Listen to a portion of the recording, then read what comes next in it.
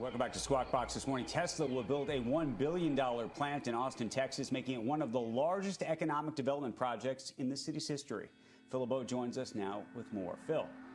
Andrew, this is a big deal and a big win for Austin.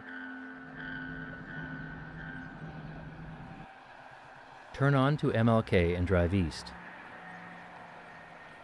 Stop at Blair Woods to contemplate the racist 1936 centenary marker celebrating Fort Colorado, the first Texas Rangers outpost in the area, built to protect white settlers from so-called savage Indians. Continue east. After the 183 toll road, MLK becomes Farm to Market Road 969. It used to be called the road to Weberville. When you arrive at FM 973, turn south. After a mile or so, turn on to Tesla Road just before you cross the Colorado River. Try to enter. Ask for a tour.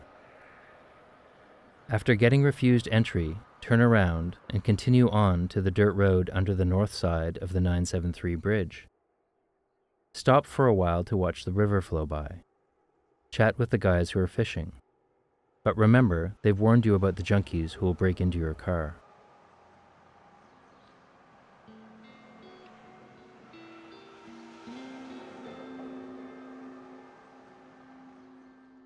Nature is a silent backdrop to the highways that box in the Gigafactory. The sound world of the ecological paradise, imagined by its so-called visionary leader, is orally drowned out by the constant buzzing noise of traffic and infrastructure. And as we look over or peek through the thick underbrush, we see the white walls of the second largest factory in the world. Getting too close would break the myth of the place. The factory's margins make the traces of Tesla's productivity and influence visible to passers-by and margin dwellers like us.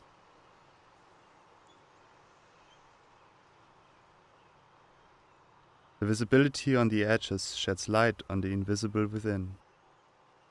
Trailers loaded with cars circle the perimeter of the Gigafactory. Commuter traffic peaks during shift changeovers, seeming to slow down the otherwise fast-paced production machinery.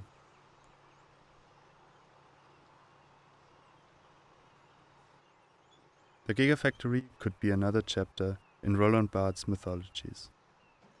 An object so cleanly shaped and deprived of its human meaning that it became a natural fact. An object that can only be described in its entirety. The contemporary equivalent of a Gothic cathedral, a temple of technology, perhaps devoid of other values, older values. The mythical and mystical processes inside the factory are protected by secrecy and silence. Only the finished automobile is proof of the factory's inner workings.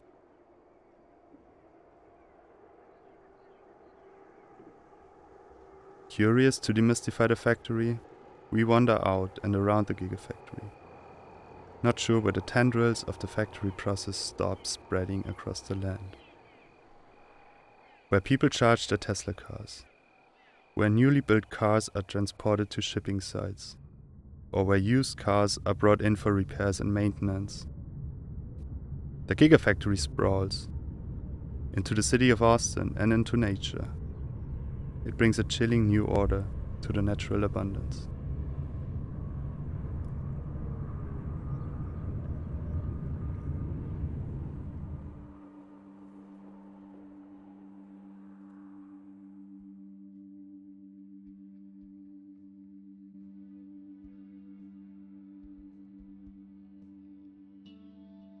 London's Orbital Highway, the M25, is either 117 or 122 miles long, or somewhere in between.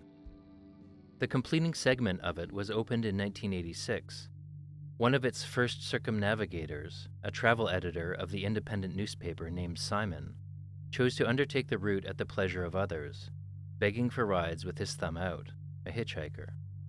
He found the experience dull. No Kerouacian epiphany, no download of spiritual gain. For him, it was a profoundly uninteresting journey. When Ian Sinclair opted to walk counterclockwise the London Orbital at the tail's end of last millennium, his sense of seeing the world on foot was in part a question of time.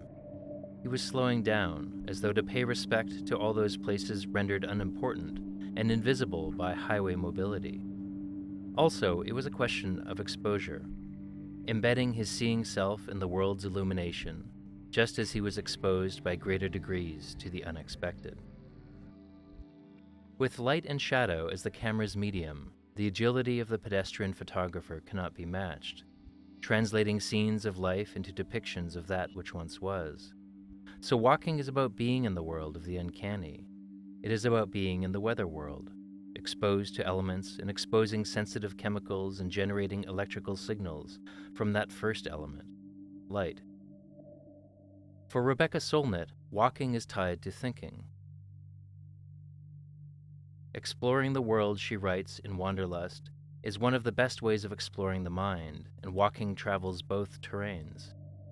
I like walking, she continues, because it is slow, and I suspect that the mind, like the feet, works at about 3 miles per hour. If this is so, then modern life is moving faster than the speed of thought, or of thoughtfulness. So we get out of the car and add nodes and branches to our own orbiting.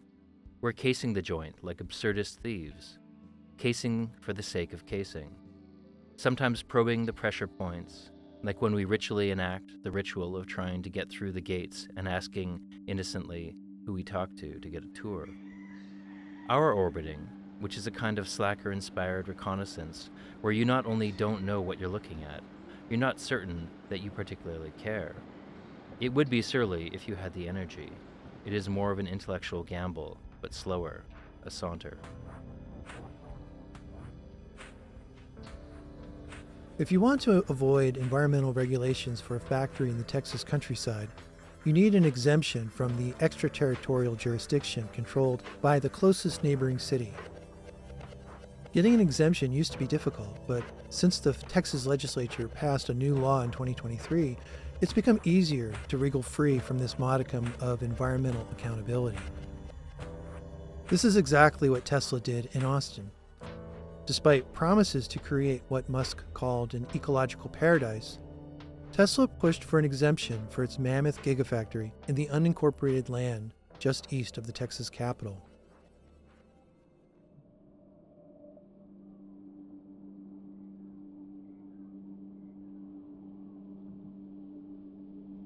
Since 2020, the Austin factory has been growing at a record pace with little oversight.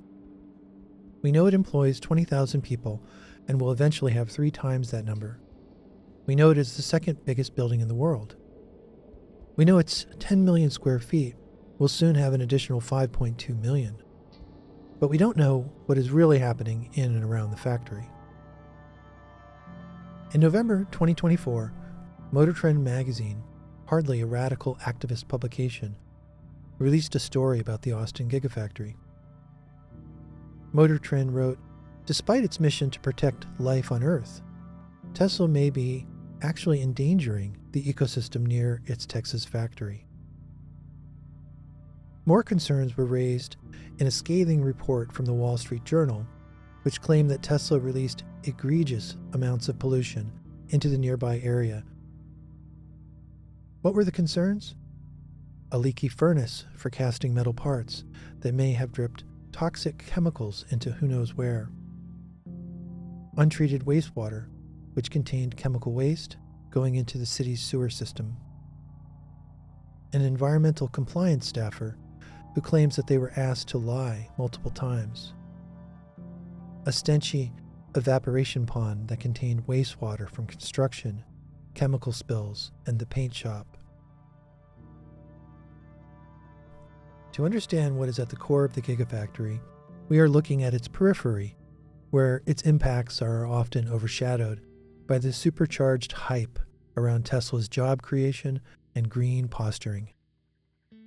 Our goal is to explore what lies in the shadow of the world's largest factory, this promised ecological paradise that instead brings light, water, air, and noise pollution to its neighbors, along with jobs, increased property taxes, and corporate values very much in sync with the Trump-voting countryside it inhabits.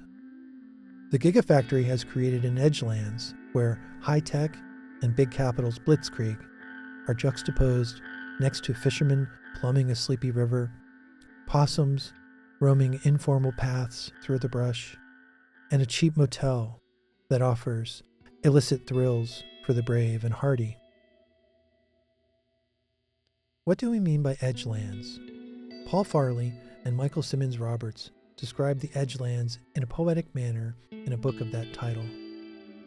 They imagine a means of guiding travelers with stories of what they call the unseen places blurring in their peripheral vision, narrating the hidden paths and dens, the allotments and sewage farms, crisscrossing the unexamined routes and semi-urban myths and the flight paths of migrating birds.